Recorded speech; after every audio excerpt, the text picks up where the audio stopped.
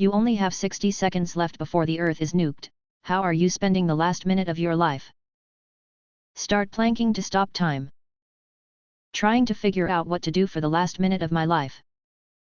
I try the aluminium in microwave thing. Panicking in some way I can't predict. Probably going to Google to see if it's legit. I'm just going to die. I'm not living my last minute of existence in a rush. Go back to sleep. Eating a bunch of rat eggs. I would look up. Make popcorn. No, wait. Gonna run directly under the nuke and catch it. Save the world. Hugging my dog. Listening to my mother singing because it feels like it lasts forever. Scrolling Netflix looking for something to watch. Reading how the other people on Reddit will spend their minute. Edit, this comment accidentally became a karma farm. I have twice as much karma as yesterday. It took me over a year to collect my first 3,700 karma and only 60 seconds to write this comment.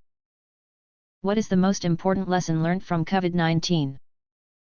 When the shit really hits the fan, we're fucked. That it wouldn't take much for civilized people to turn on each other. Most grown adults are nasty and have to be reminded to wash their hands. You should take the time to spend with those you love. How comfortable I seriously am with just myself. Bold of you to assume we've learned anything. Edit, cheers for my first gold. People are shittier than I expected. Alcohol doesn't improve my life, it just feels good for a moment. 9 months sober. Apparently, toilet paper is more valuable than anything. Your employer will spend more telling everyone that they value your work than showing it to you. Corporate profits don't trump control, even though for many companies 2021/2022 were banger years. You gotta get your butt back into their ill-equipped office because they say so. Government made rules they didn't follow themselves. The veneer of control is thin. Supply chain is very sensitive. People care more about things being easy than thinking about them critically. I like people not being near me. If your plan relies on everyone working together, it is doomed to fail. The supply chain is far leaner and vulnerable to the vagaries of pandemic conditions than most had thought. Just because they are voted officials, it's clear they aren't the smartest, nor do they have your best interest in mind. Most schools weren't as ready to switch to digital methods as they bragged about. What historical event has not, but should be, made into a movie? Apollo 8. Basically, the mission was originally only supposed to be a test of the lunar module in Earth orbit, but rumors were circulating that the Soviet Union were going to attempt to send a man into lunar orbit. Spoiler, this was not happening.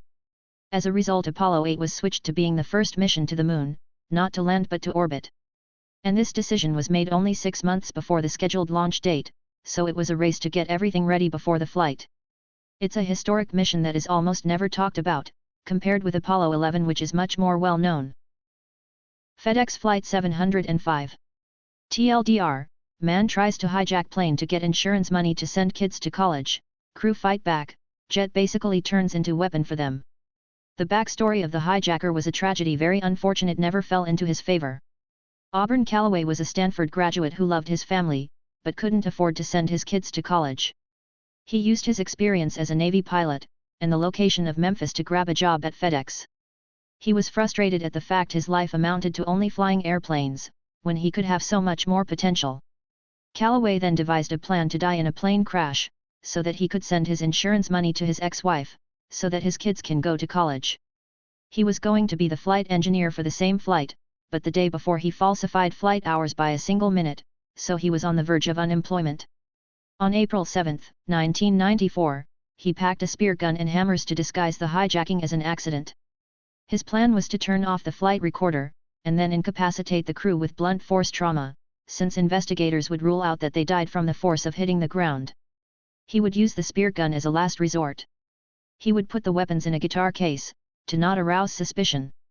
This took place before 9/11, so he just walked through without looking suspicious. He boards the flight, gets acquainted with the crew to lower their guard, and waits. 19 minutes into the flight, he walks into the cockpit, and hits everyone with hammers. First Officer Jim Tucker was rendered unconscious. The other two crew, Captain David Sanders and Flight Engineer Andre Peterson, get off of their seats to stop Calloway, but he threatens them with the spear gun he got from the back. Hey, race the crazy part. Calloway fucked with the wrong crew. Peterson grabs the gun, and starts to wrangle it away. Sanders joins him in trying to stop Calloway.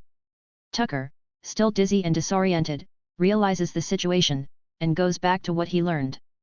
Ex-Navy, Vietnam vet, he knows a thing or two about planes. He treats the jet like it's a fighter aircraft. Turning it 140 degrees, basically, upside down, it pushed the bounds of what an DC-10 could do.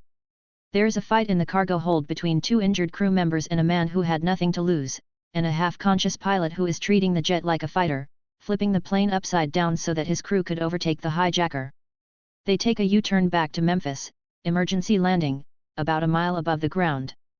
The problem is that the plane is too heavy, too fast, and too high. There's a real chance adrenaline will impair their movements and overshoot the runway. They land, SWAT arrest Calloway, and everyone is sent to the hospital. The damage that Calloway has done to the crew unfortunately makes the crew not able to fly commercially again. The plane is still in service, but it was upgraded without the flight engineer position. I learned about this in this plane investigation series on YouTube, and it astounds me how this literally has never been turned into a movie. Edit, hey race the Wikipedia link for the flight. Hey race the video that I learned it from. The story of the Pan Am flight that got caught in New Zealand at the start of World War II and couldn't fly back home by going east because it was too dangerous. So instead they took their flying boat and flew west on routes they had to figure out from maps pulled from borrowed encyclopedias, dodging the Japanese, and trying to find enough fuel to keep the plane going.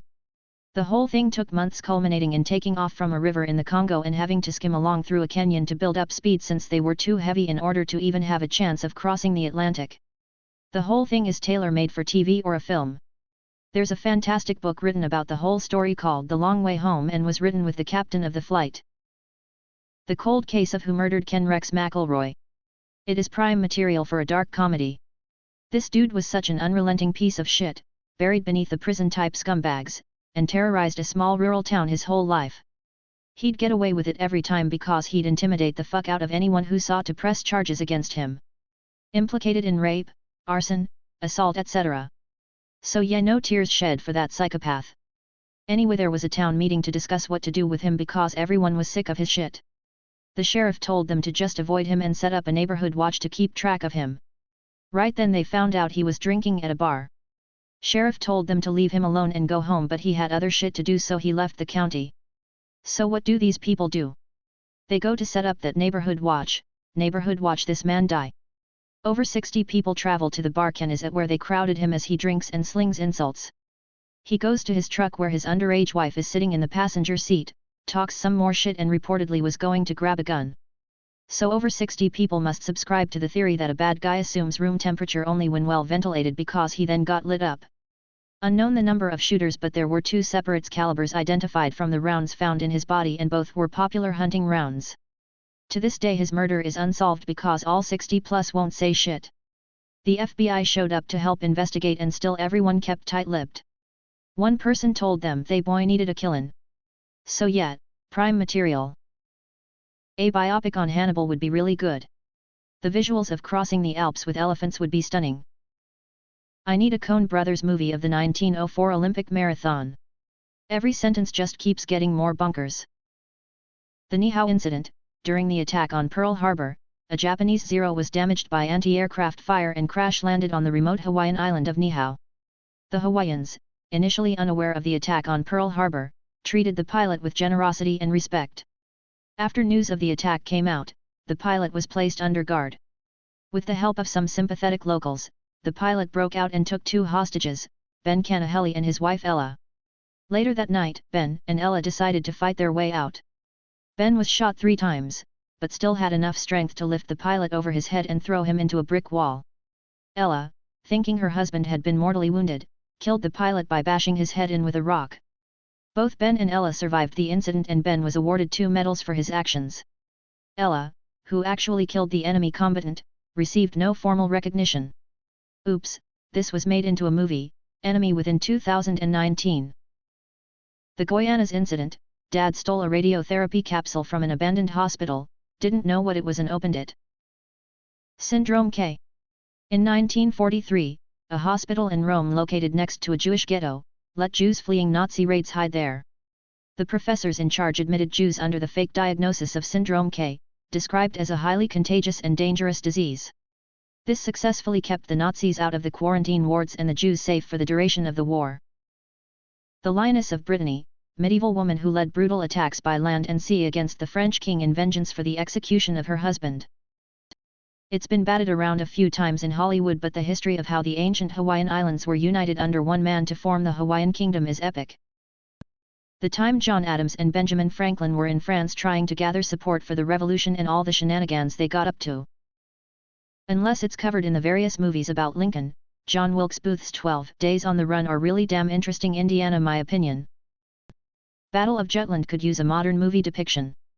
Massive battle, day and night, high drama, tension, massive explosions. What more could you ask for?